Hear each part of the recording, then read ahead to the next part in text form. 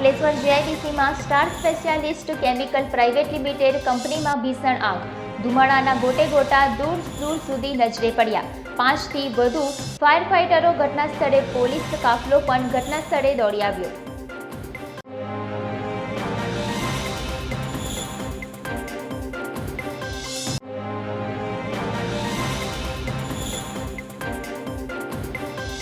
Ankleshwar Garkhol T bridge નીચે 23 વર્ષીય યુવકે ટ્રેન આગળ પડતું મૂક્યું. 3 દિવસ પહેલા બહેને પણ ગરખોલ ફાટક પાસે ટ્રેન આગળ પડતું મૂક્યું હતું.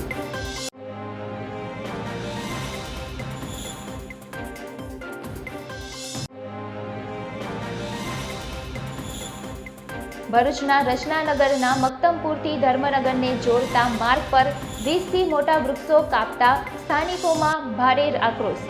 કૃષિ યુનિવર્સિટીએ દિવાલ બનાવવા માટે વૃક્ષોનું નિકંદન કર્યું.